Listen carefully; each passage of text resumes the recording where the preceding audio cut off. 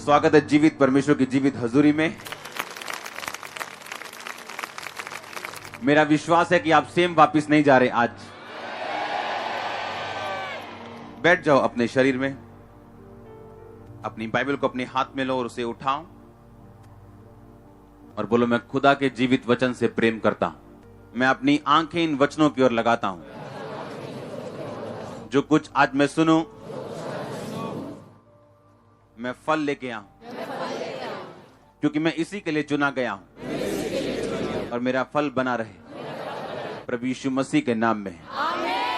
तारीफ करो जोर से एक बार। लास्ट संडे हमने किस विषय पे बात की थी?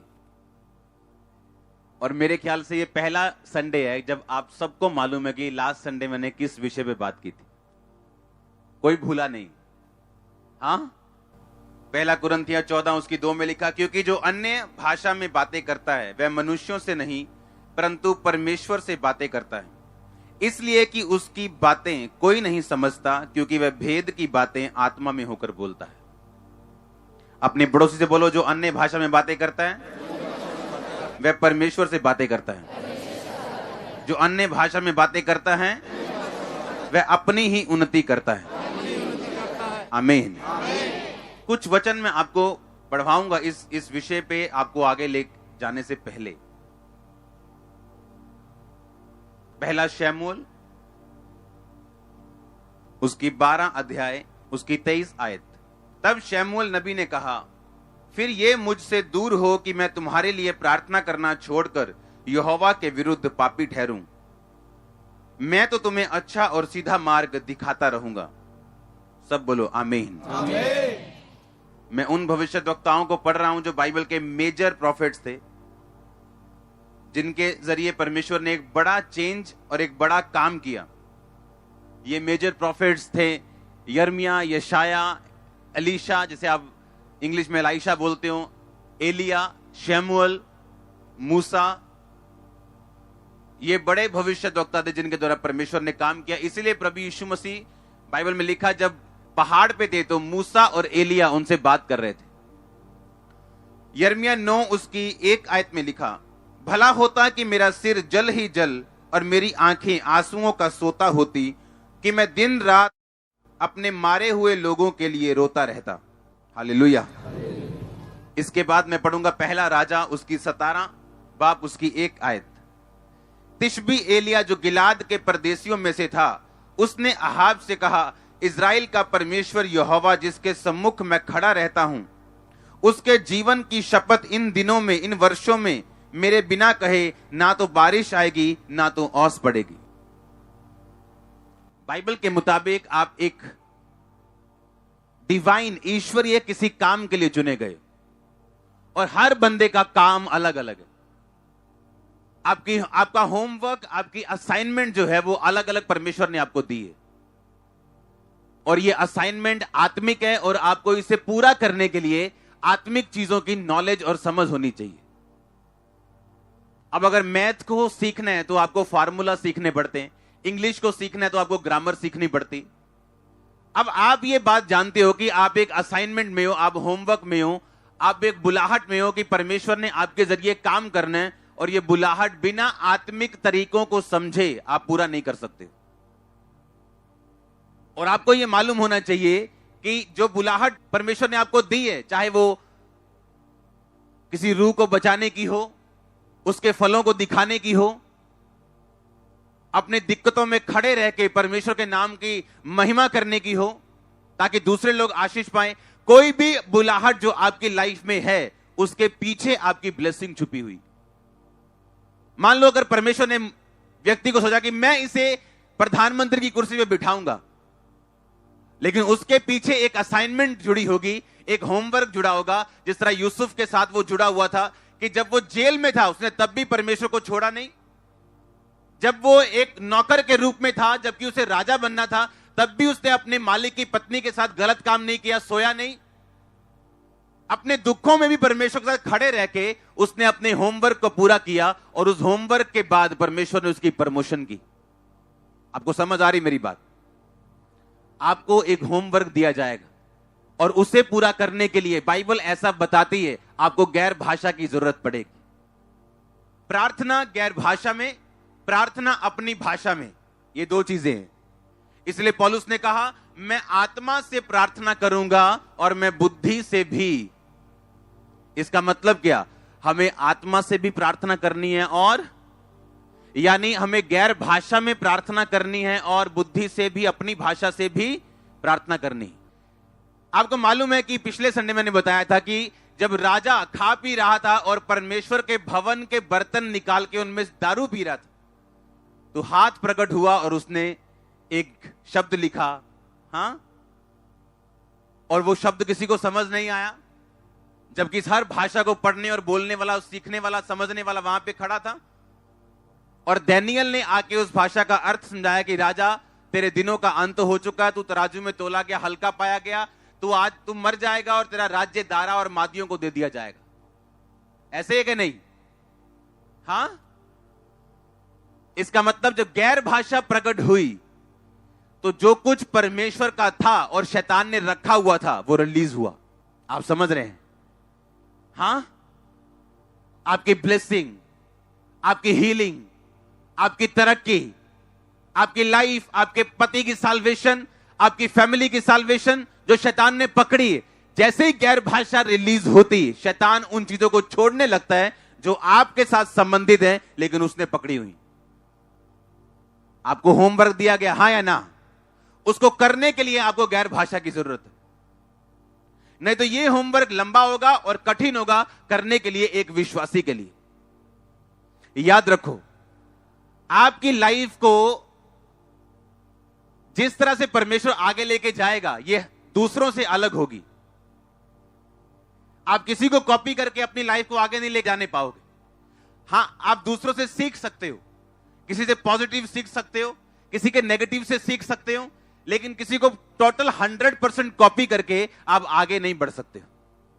आपको अपनी ऑन रेवलेशन चाहिए होती जो आपको गैर भाषा देती है। जब आप गैर भाषा में प्रार्थना करते हैं, शैतान आत्मिक रिलम में, आत्मिक क्षेत्र में उन चीजों को छोड़ देता है जो आपकी हैं लेकिन उसने पकड़ी हुई। कितनों को समझ आ रही? अब मैं एक बात आपको बताना चाहता हूं। हमने अभी एलिया को पढ़ा। जब एलिया राजा के सामने गया, उसने ये नहीं कहा मैं एलिया जो परमेश्वर के नाम से प्रोफेसी करता हूं, मैं तुमको ये कहता हूं। उसने कहा मैं एलिया जो परमेश्वर के सामने खड़ा रहता हूं। शमूएल जो मेजर प्रॉफिट था, उसने कहा अगर मैं तुम्हारे लिए प्रार्थना ना करूं तो मैं परमेश्वर के सामने अपराधी ठहरूंगा। दो, हां, यिर्मयाह कह रहे हैं काश मेरा सिर पानी का सोता होता, मैं लोगों के लिए रोता रहता, यानी प्रेयर।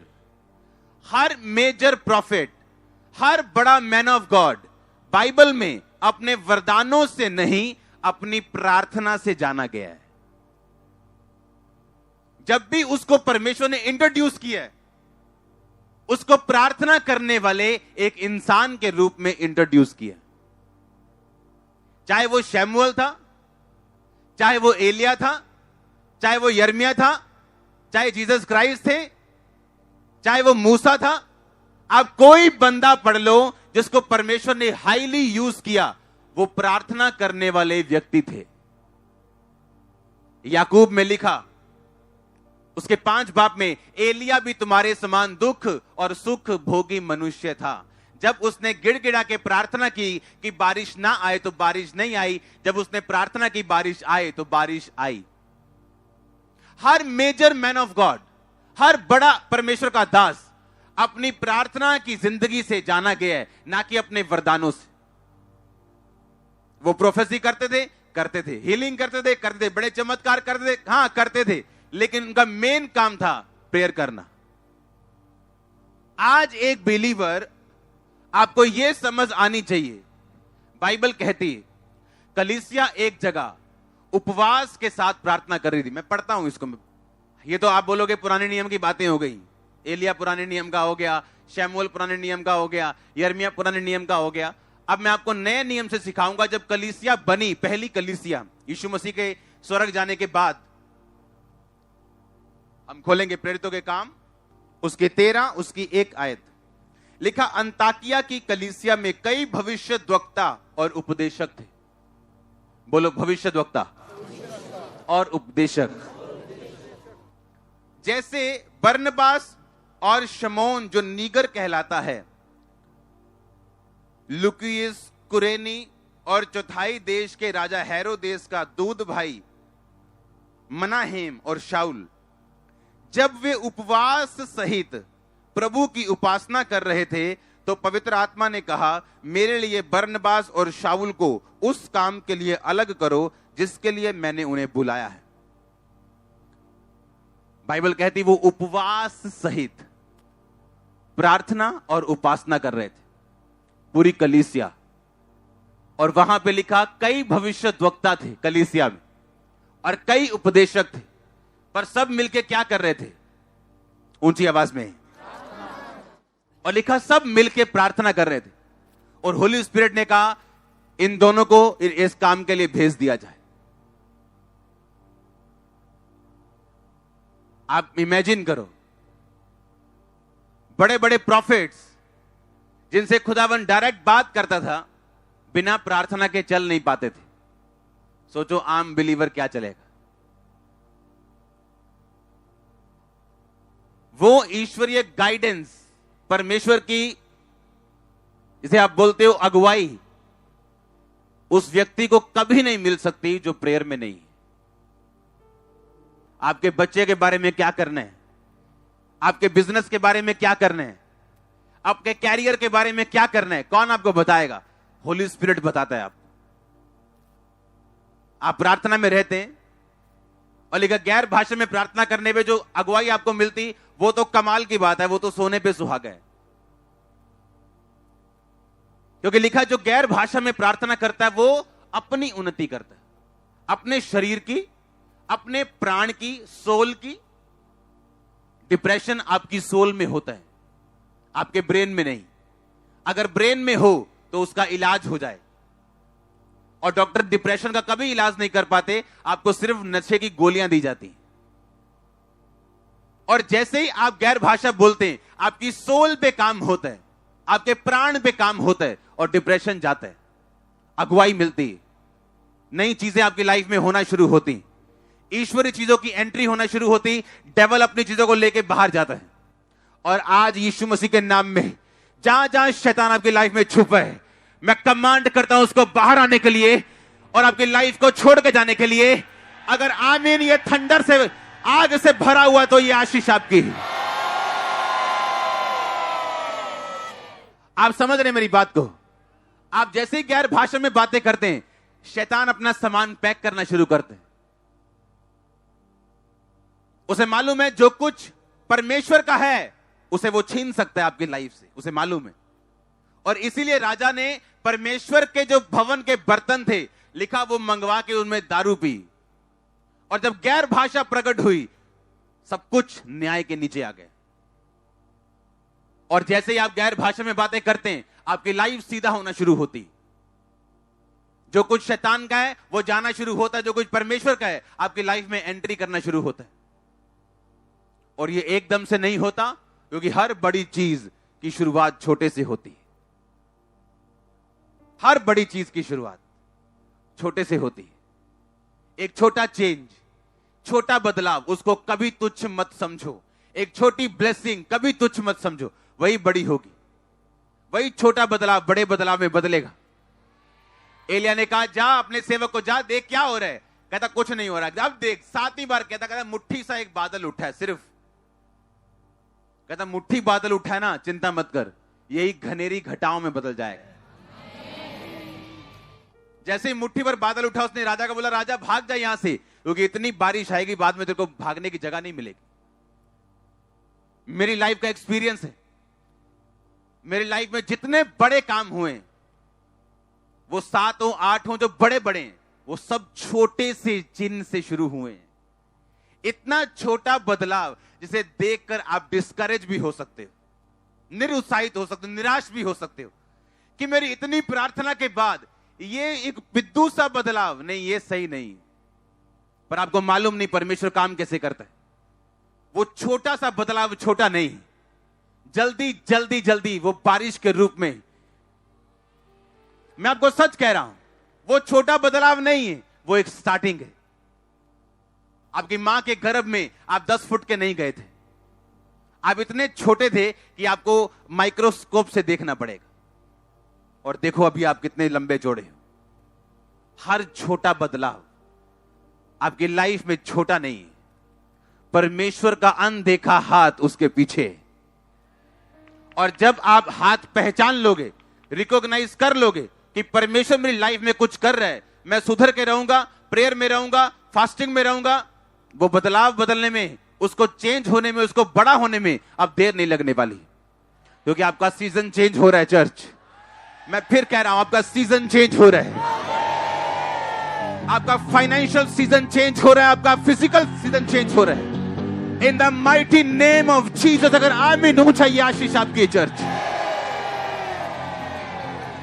आपको कोऑपरेट करना पड़ेगा होली स्पिरिट के साथ। परमेश्वर ने कहा, ए लड़के अपना हाथ सीधा कर। लिखा, जब सूखे हाथ वाले व्यक्ति ने अपना हाथ बढ़ाया तो वो सीधा हो गया। यीशु मसीह ने खींच के सीधा नहीं किया, उसको आपकी कोऑपरेशन की जरूरत है।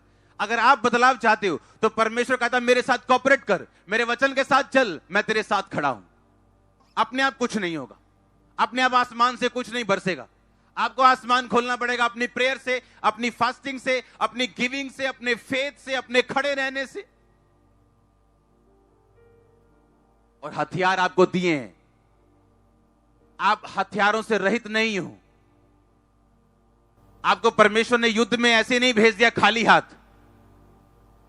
उसने आपको इतने हथियार दिए हैं कि एनिमी के, शैतान के परखच्चे उड़ा सकते हो आप गैर भाषा में बातें करो, उसको समझ नहीं आएगी करना क्या है आपकी लाइफ में। इतना कंफ्यूज होगा वो। लोग उठा के ले गए लड़की को, गैर भाषा बोलने वाली, उसने गैर भाषा बोली, रेपिस्ट कंफ्यूज हो गए, उठा के बाहर फेंक के गाड़ी में भाग के चले गए, आपस में लड़ने लग गए। गैर भाषा, जो कुछ शैतान ने आपसे छीनना चाहा, या वो छीनना चाहता है, या छीन चुका है, गैर भाषा उसे वापस लेके आ सकती। और पिछले संडे सैकड़ों लोगों ने गैर भाषा पाई, ऑनलाइन पाई, यहां पाई, ओवरफ्लो में, गुरदासपुर में। आज भी आप पाओगे। और कुछ हफ्ते ये वचन चलेगा जब तक आप इस हथियार से लेस नहीं हो जाते। और मैं आपको दावा करता हूं, जो गैर भाषा में आप प्रार्थना करने वाले हो, शैतान के घुटने कांपने वाले, मैं आपको बता रहा हूं। मेरी याद रखो बात, परमेश्वर एक ऐसी कलीसिया नहीं चाहता है जो कलीसिया हर वक्त शैतान से बचने की प्रार्थना करती हो या डिलीवरेंस की प्रार्थना करती हो। वो ऐसी कलीसिया चाहता है शैतान उसको देख के डरे और घुटने उसके काम पे, वो ऐसी कलीसिया चाहता है। और गैर भाषा में बातें करने के लिए आपको एक कोने में बैठने की जरूरत नहीं, आप आराम से जाके गैर भाषा बोल सकते हो। अगर काम पे जरूरी ऊंची बोलनी, आप जीप में गैर भाषा बोल सकते हो। हाँ, आप 5 मिनट के लिए फ्री हो, आप गैर भाषा बोल सकते हो। आप बर्तन मांज रहे हो, आप गैर भाषा बोल, आप चारपाई बिछा रहे हो, आप गैर भाषा बोल सकते हो। और किसी को बताने की जरूरत नहीं आप गैर भाषा बोल रहे हो, तो लोग आपको पागल समझेंगे। अपने जीभ में, अपने मन में, अपने मुंह में आप गैर भाषा में बातें कर सकते हो। और प्रार्थना में आप गैर भाषा से शुरुआत कर सकते हो। आप इमेजिन करो, बाइबल कहती है जब एक निश्चित समय पर पानी हिलाया जाता था स्वर्गदूतों के द्वारा, और जो कोई बंदा उस कुंड में पहले उतरता था वो हील हो जाता था। हाँ या ना? एक टाइम होता है जब आपको मालूम होता है अब वो टाइम है प्रेयर करने का, अब वो अनॉइंटिंग हिल चुकी। आप समझ रहे मेरी बात को? आप समझ रहे कि नहीं? चर्च में एक टाइम आता है जब आपको आत्मा छू रहा होता है और अनॉइंटिंग अवेलेबल होती है, आपको मालूम होता है ये टाइम है शैतान को हिलाने का। हाँ या ना? जब आप घर में होते हैं और आपको वो चीज मिस होती क्योंकि गैर भाषा का यूज आप नहीं करते। सबसे पहले जब प्रार्थना में बैठो, गैर भाषा में बातें करो। लगातार आपको टॉपिक भी परमेश्वर देगा और आपको अंदर से एक ताकत, एक स्पिरिचुअल, एक हियाव, एक हौसला, एक फायर परमेश्वर देगा। और जब फिर आप शैतान को डांटोगे क्योंकि पानी हिल चुका है, अनॉइंटिंग हिल चुकी, ऐसे काम जल्दी होते हैं। वही पानी है, वही मरीज है, पहले उतरे तो कोई हीलिंग नहीं, लेकिन हिलने के बाद उतरे तो हीलिंग है। वही प्रेयर जब आप गैर भाषा में करते हैं, आपका स्पिरिचुअल इंजन स्टार्ट होता है, गर्म होता है। मैं ऐसे आपको समझा सकता हूं, अगर आप देखें ना ओलंपिक में या किसी खेल में कि एक बंदा 200 किलो भार उठाता है, हाँ, पिछले महीने वो 225 किलो उठाया और वो सक्सेस हो गया, इस महीने 215 के बाद उससे उठाया नहीं गया। ऐसा होता है ना, क्यों? वही बंदा है, अब अटेम्प्ट 225 का पूरा नहीं हुआ, लेकिन पिछले महीने कर लिया था। ये सेम स्पिरिट में है।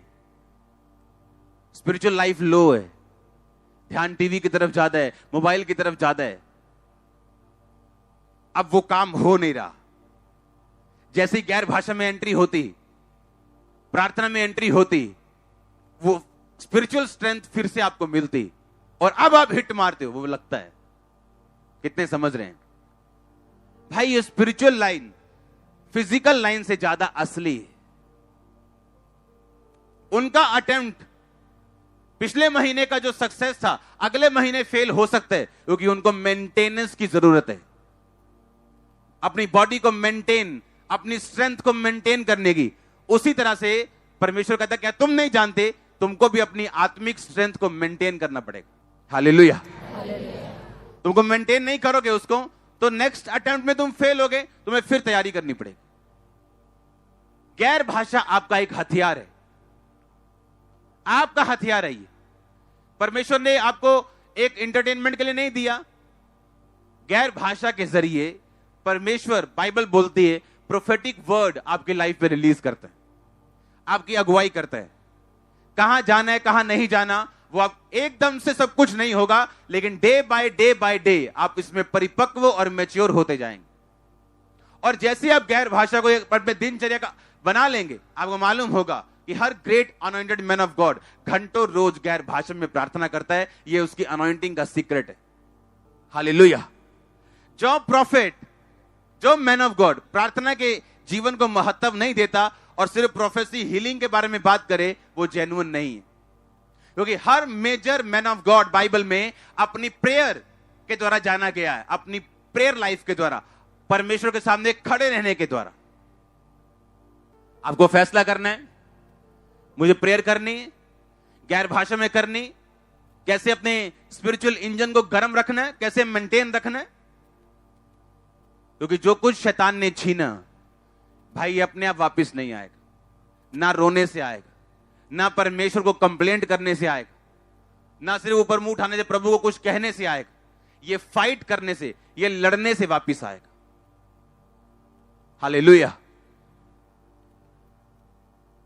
परमेश्वर का कोई दास भविष्यद्वक्ता उस राजा के पास आके बोल सकता था, ए तूने परमेश्वर के भवन के पात्रों से दारू पी, अब तेरे साथ ऐसा होगा। लेकिन परमेश्वर ने गैर भाषा ही वहां प्रकट क्यों की? ये हमारे लिए मैसेज था कि गैर भाषा जब प्रकट होगी तो शैतान का छीना हुआ वापिस आएगा। मैं आपके बच्चे वापिस आते देख रहा हूं। यस, वेरी सून, आपकी एक्सपेक्टेशन से पहले वापिस आ रहे आपके बेबी। आप जानते हैं इस बात को क्यों? क्योंकि परमेश्वर प्रॉफिट्स की तरफ बात करता था, राजाओं को बोलता था, राजा तेरे साथ ऐसा होगा, अब तुम मर जाएगा, अब तेरे साथ ये होगा, तू बीमार हो जाएगा। लेकिन इस टाइम परमेश्वर ने गैर भाषा को प्रकट किया और उसे समझने की ताकत डैनियल के पास थी। और डैनियल जो था, राज्य में एक ऊंचा स्थान रख, आप बोल सकते हो वो होम मिनिस्टर था, गृह मंत्री था। आप समझ रहे? गृह मंत्री के पास ऐसे सिर खुजाने की भी टाइम नहीं होता है, इतना बिजी होता है वो। देश का हर मामला उसके पास होता है। आप समझ रहे कि नहीं? पर बाइबल कहती है डैनियल उस पोजीशन पे रह के भी दिन में 3 बार अपने कमरे में जाके प्रार्थना करता था। 3 टाइम, हीलिंग के लिए नहीं, डिलीवरेंस के लिए नहीं, 3 टाइम। दुखी, सुखी, बीमार, चंगा, ये सब साइड पे हो जाता है जब आप परमेश्वर के साथ आपका संबंध पक्का बन जाता है। उस लेवल पे जाके अगर वो प्रेयर मेंटेन कर सकता है तो आप क्यों नहीं कर सकते? हालेलुया। एक दिहाड़ी वाला भी 1 घंटे की लंच ब्रेक लेता है कि नहीं लेता? और 10 मिनट में खाना खा के आप 45 मिनट प्रेयर पे बैठ सकते हैं। पर अगर ध्यान नहीं है तो कोई कुछ नहीं कर सकता, कोई कुछ नहीं कर सकता आपका। फिर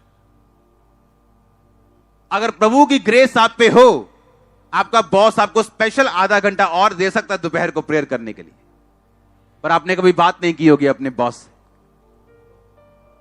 जब परमेश्वर दूसरे नंबर पे रहेगा, हम खुद ही धक्के खाते फिरेंगे लाइफ में और सोचेंगे लाइफ इज ए स्ट्रगल। क्या बाइबल ऐसा कहती है लाइफ इज ए स्ट्रगल? परमेश्वर कहता है मैं कहता हूं आनंदित रहो, मैं फिर कहता हूं आनंदित रहो। ये उसका प्लान है।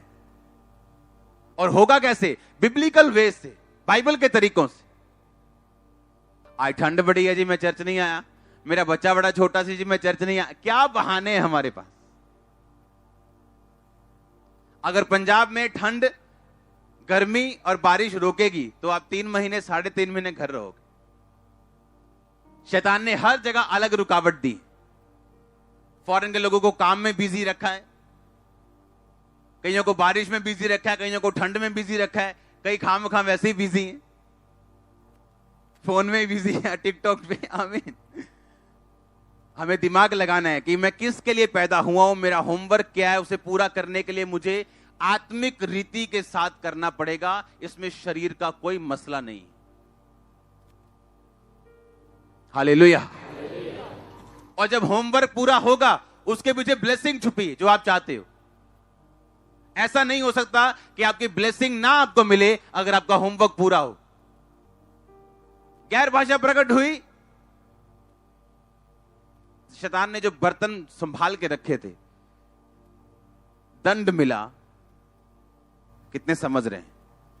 अब सोचो शैतान ने क्या छीना है और कैसे आपने उसे लेना है वापिस। गैर भाषा नहीं है, नो प्रॉब्लम, मांगो तो दिया जाएगा। मुझे गैर भाषा बपतिस्मे से पहले मिल गई थी और 3 शब्द मिले थे और प्रार्थना में बैठे बैठे मिले थे। और जब मैंने अपने पास्टर के पास जाके पूछा कि मुझे ये क्या हो रहा है, मैं प्रेयर में बैठा था, वैसे मेरे गैर भाषा मेरे मन में आई, मुझे मिल सकती है क्या? क्योंकि मैंने अभी बपतिस्मा नहीं लिया है और बपतिस्मे से पहले मुझे गैर भाषा मिली। उसे बोलता क्या, वो बढ़ती गई। हालेलुया। आप गैर भाषा में प्रार्थना करेंगे, परमेश्वर आपको डिवाइन विजडम देगा, ईश्वरीय बुद्धि देगा, अगुवाई करेगा। एकदम से जैसे एक लाइट जलती किसी विषय पे, आपको एकदम से लगेगा किसी ने आपके किसी हिस्से पे ऐसे टप बल्ब जगा दिए और आपको सब कुछ साफ साफ दिखने लगेगा। अच्छा, मैंने ये करना है, वो चाहे थोड़ी सी क्यों ना हो। याद रखो, हर बड़ी चीज कैसे शुरू होती? थोड़े से। एक बार हाथों को उठा के हालेलुया बोलो जोर से, जोर से बोलो हालेलुया। फिर से आमीन। हर बंदे को गैर भाषा की जरूरत है। गैर भाषा आपकी खाली दुकान में कस्टमर्स भर सकती है, क्योंकि ये आपकी कॉलिंग है। बिजनेस से प्रभु की सपोर्ट करना, बिजनेस को खुदा की महिमा करना, जो दुकान पे बैठे हो वहां से गवाहियां देना, तो उस पे खुदा का हाथ होना चाहिए। और गैर भाषा ऐसा कर सकती।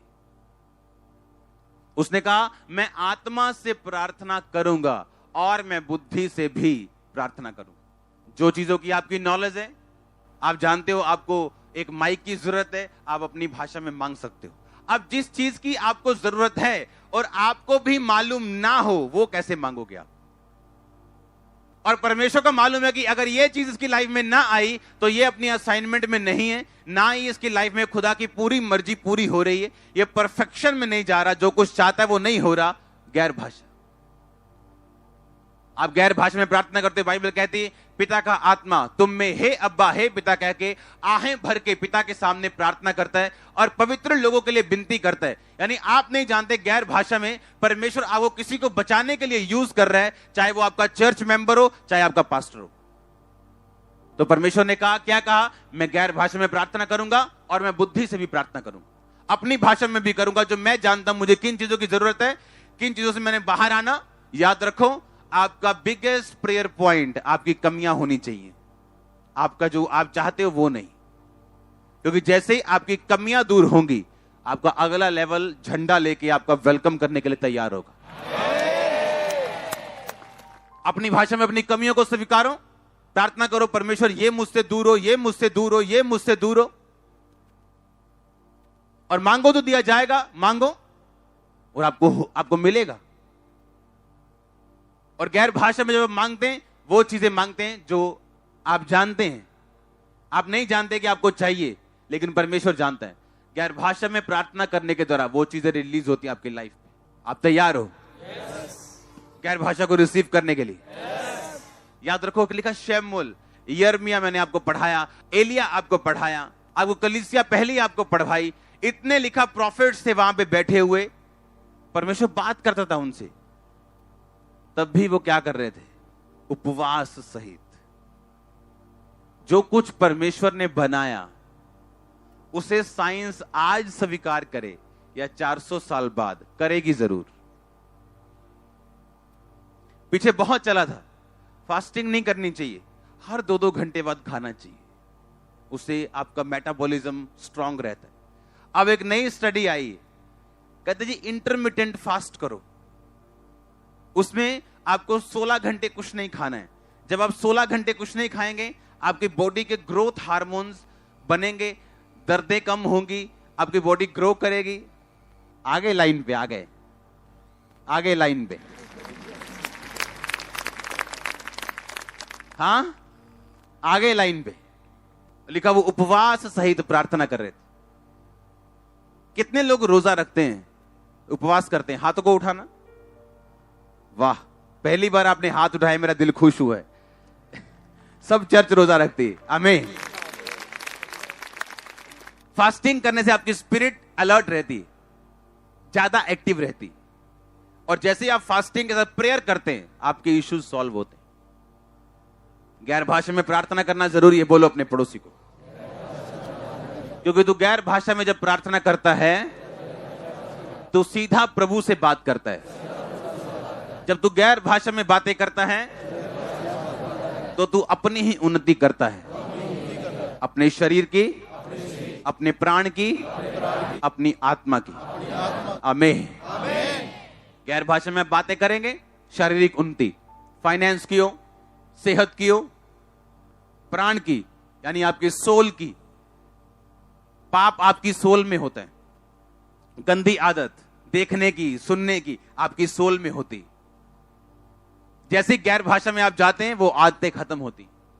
और लिखा आत्मा की, जिसे आप बोलते हो मैं प्रभु में बढ़ना चाहता हूं, प्रभु की बात सुनना चाहता हूं, अगुवाई चाहता हूं, यूज होना चाहता हूं।